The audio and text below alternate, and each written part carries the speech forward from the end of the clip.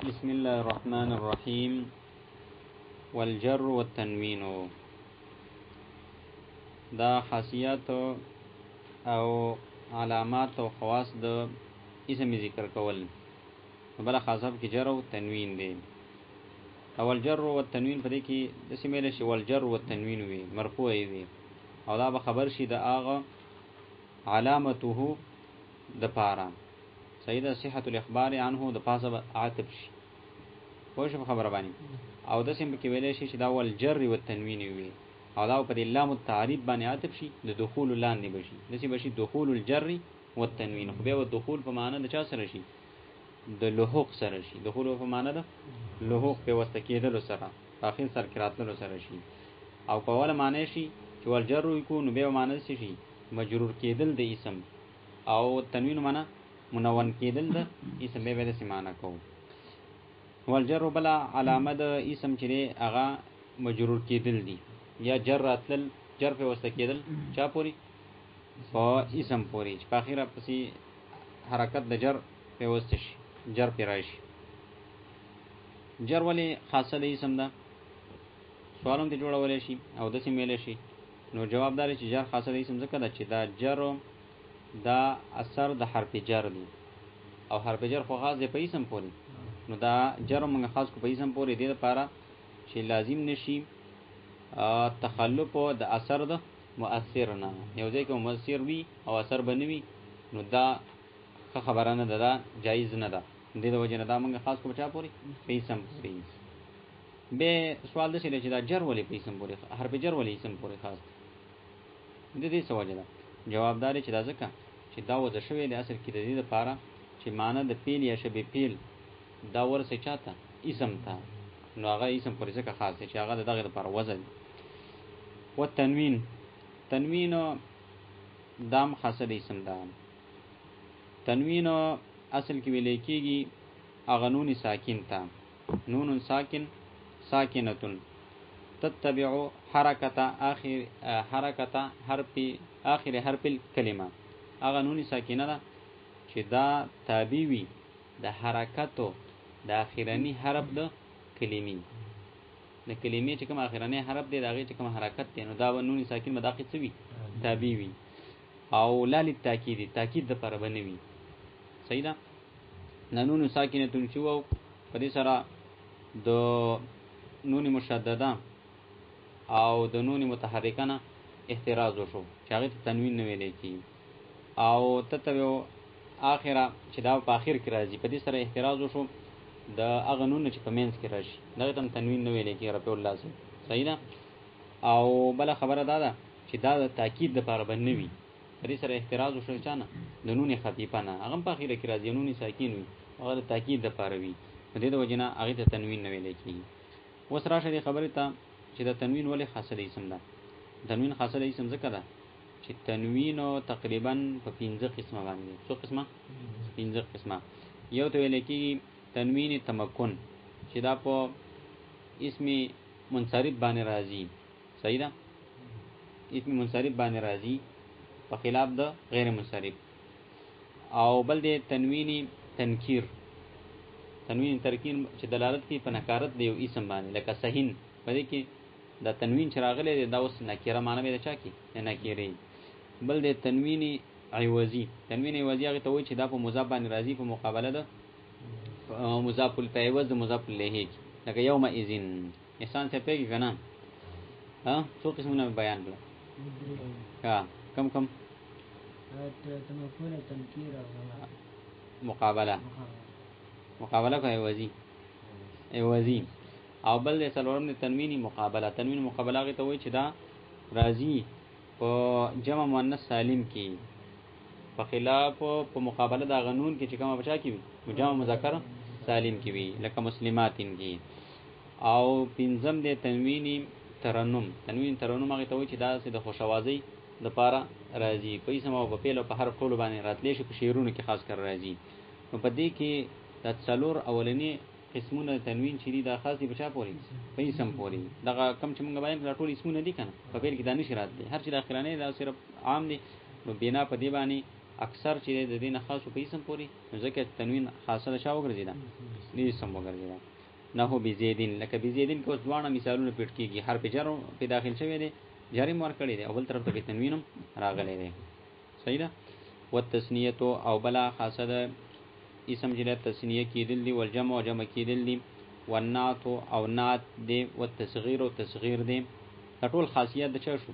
اسم شو. تثنیه کیدل او جمع کیدل. دې باندې سوال دی چې لکه تثنیه کیدل او جمع کیدل خاصه دي اسم نه، خو فعلم تثنیه کیږي او جمع کیږي. خلک کوئی ضربا د تثنیه صيغه، ضربو د چا صيغه، د جمع صيغه. جواب دا دی چې فعل تثنیه کیږي او جمع کیږي نه، د فعل ته چې تثنیه او جمع ویل کیږي دا اصل کې فاعل تثنیه کیږي او جمع کیږي. دا په اعتبار د فاعل سره وته ویل کیږي تثنیه. لکه ضربا، ضربا ته موږ تثنیه ال ویلې چې دا فعل تثنیه شوی چې کله ضربا معنی څه وي؟ دو ځل وهل. او ضربا معنی خو څه ده؟ یو ځل وهل، خو دوه کسانو وهل کړي. دا نه ضربو معنی څه ده؟ یو وهل دي خو ډیرو کسانو کړي. صحیح ده. نو دا خبره صحیح نشوه. والنعت بل نعت دی. نعت څه ته وایي؟ صفت ته وایي. نو دلته په دې کې وې د نوحاتو تقریبا 3 قول دي چې آیا موصوف کېدل دا خاصه دی اسم ده، کو نه صفت واقع کېدل خاصه دی اسم ده، کو دوانه دي. نو بعضي علما وایي چې صرف موصوف چې دا خاصه ده شوی اسم، موصوف به اسم وي. ولی وی صفت چې دا خو کله کله جمله صفت راتلی شي، فعل صفت راتلی شي، لکه نکره د لپاره جمله صفت راځي کنه. او بعضی وایي چې نه او صفت چې دا خاصه ده شاده د اسم ده، او کوم ځای کې چې جمله راغلی او فعل صفت راغلی هغه په تعویل د مصدر سره وي. او بعضی وایي چې نه صفت او موصوف د دوه خاصیت چالي د اسم دي. و تصغیر او تصغیر، تصغیر چې یو اسم شي مصغر شي. صحیح ده. لکه رجل شو، قریش وغیرہ. دا ټول وس د دې لپاره وجه چې دا تثنیه او جمع او نعت او تصغیر دا ټول خاصی دي اسم ولې دي؟ ځکه چې دا دلالت کوي په سبانی، په تعدد باندې، په ډیروالي باندې. دا تثنیه او جمع او دا نعت دا چې خبره باندې ټول دلالت کوي په سبانی تعدد او په ډیروالي باندې. او د تصغیر چې دا په دې کې دام دلالت کله کوي په محبت باندې او په عظمت باندې. ډیر مين د وجنه څوک چاته داغي نوم چې داغي نه تصغیر جوړي، او کله دلالت کوي په سمانی په حقارت او په سپکوالي باندې.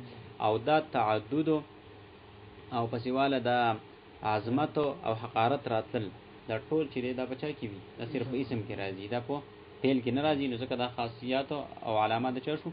اسم شو. والندا او بل چې ندا دا ندا مطلب دا دی چې دا به منادا وي، اسم بچي وي منادا. منادا چې دا خاصه د اسم نه منادا واقع کېدل. دا ولی ځکه چې منادا چې دی دا په دې باندې حرف ندا داخلي. منادا چې وي په دې باندې حرف ندا داخل شوی، او حرف ندا خاصه بچا پوری په اسم پوری. نو ځکه چې دی منادا واقع کېدل دا خاصه د اسم شو. د سیمه لشي چې منادا مفعولی یا شو خبره باندې، او مفعول چې دی څه واقع کی؟ اسم مفعول واقع، فعل خو مفعول نه واقع کیږي کنه. نو دې د وجه نام فإن كل هذه خواص الاسم، یقینا دا ټول کوم د چوارد وې دا خاصیات او علامات د چا دي؟ اسم دي. په دې سره اصل کې مصنف جواب دی یو سوال کوي، هغه ته اشاره کوي. هغه سوال د څه دی چې علامات دې ته ویل کېږي نه؟ علامت یو شی دې ته ویل کېږي چې پاره کې موجود دی، پاره کې څه وي موجودي. او په دې کې دا کوم علامات چې ذکر کړو دا خو په اسم کې ټول نه موجودي.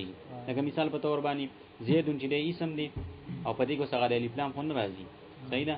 دا نه هاذا اسم اشاره د اسم دی، او په دې کې چې نه تنوین راځي نه په الف لام راځي. نو خدا علامه وی د اسم د فرق پکا د شدت قرات نه کنه. خو شی خبره کنه. نو مصنف هغه جواب ته اشاره کوي. حاصل جواب داري چې دلته علامت په معنی د چا سره دی؟ خاصیت سره دی. علامت په معنی چا سره دی؟ خاصیت. او خاصیت او خاصه چې دی ته ویل کېږي ما یوجد فيه ولا یوجد فی غیره، چې په یو شی کې موجود وي نو دا دغه خاصه وي، دغه علاوه په بل شي کې نه موجود دی. نو به خاصه په دوه قسمه باندې ده، یو خاصه شامله ده او بل خاصه غیر شامله ده. خاصه شامله هغه ته وایي چې دا د چا لپاره خاصه وي کنه دغه په ټولو افرادو کې سوي موجود دي. هغه ټول افراد ته شامل دي، ذل خاصه ټول افراد ته شامل نه ته خاصه شامله وي. لکه کتابت بالقوت، لکه صلاحیت د لیکلو، دا اوس د انسان خاصه ده. دا منطق مقاد تکرار نه وته کنه. دا اوس چا خاصه ده؟ د انسان خاصه ده. کتابت بالقوت صلاحیت د لیکلو، اوس هر انسان کې دا صلاحیت ټولو افرادو د انسان ته شي شامل ده. او بل چې د خاصه غیر شامله، خاصه غیر شامله هغه ته ویل کېږي چې دا د ذل خاصی د چا لپاره چې خاصه وي کنه هغه ټول افراد ته شامل نه وي بلکې بعضو کې وي او په بعضو کې نه وي. نو دې کې د علاماتو نه مراد او د خاصیاتو نه مراد چی دي؟ خاصه غیر شامله ده. غیر شامله مطلب دا چې په بعضي افرادو کې به د اسم کې به یو خاصه راغلي په بعضي کې بل راغلي. هیڅ خبره ده نه چې په هر اسم کې دا ټول موجوديږي. خو شوي خبره کنه. ومعنى الاخبار عنه ان يكون محكوما عليه. په دې سره مصنف د دې یو علامت لږ وضاحت کوي چې هغه صحت الاخبار عنه کنه په دې کې لږ اخفا وا د دې د وجه مصنف دې څه کوي وضاحت کوي. دا نور خو ظاهر خو په دې کې لږ اخفا او پټواله وو او د سیمه له شي په دې سره جواب د سوال کې چې لکه مخبر عنه ته چې دا مخبر عنه نو مخبر عنه مطلب ذهن تدا راځي چې لکه دا به مبتدا واقع کیږي. هیڅ خبره باندې نو فاعل او نائب فاعل وغیرہ دا به اسم علامه ني.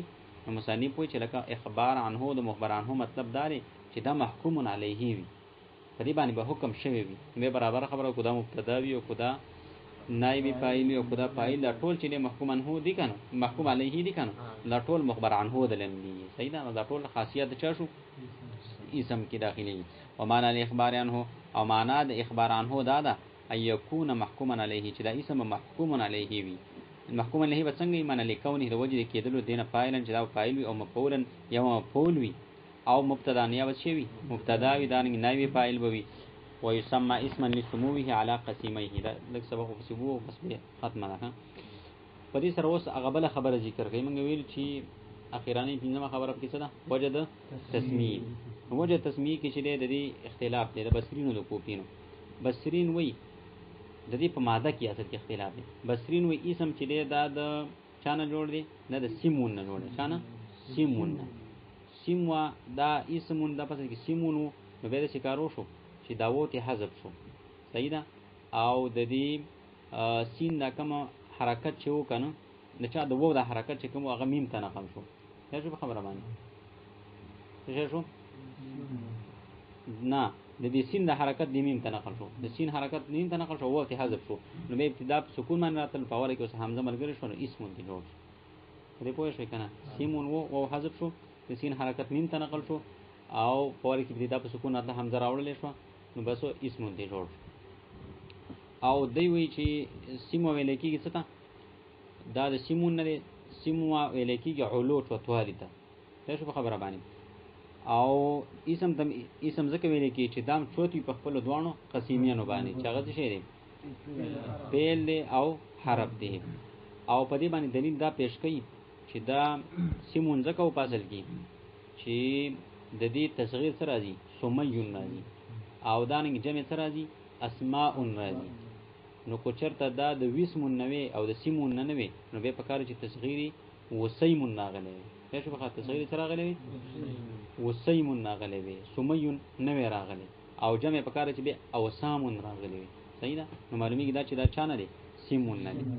او دوی مذهب د کوفینو د کوفین حضرات وي چې دا اصل کې څو وسمون نو حذف شو او داغه په یوس کې چې حمزه راوړل شو نو اسمون کې جوړ شو او اسم ویل کېږي علامه ته او اسم علامه وي په خپل معنا باندې نو ځکه دې ته اسم ویل کېږي. صحیح ده. او مصنف ته غوړه مذهب د بصرینو ښکاری د وجنه د هغه تایید کړي دي او په کوفینو باندې رد کړي دي. نو وي ويسمى اسما اسم د اسم ویل کېږي ولی لسموه د وجه د چوتوالي دا غینه علا قسیمه په خپل دوانو قسیمین او زدینو باندې مقابلینو باندې لا لکونه وسمن نه د وجه د کېدلو د دین وسمن چې دا غنه علامه ده علی المعنى په خپل معنا باندې نو کوفینو باندې څوک را دو بس ته شي خو نه وي.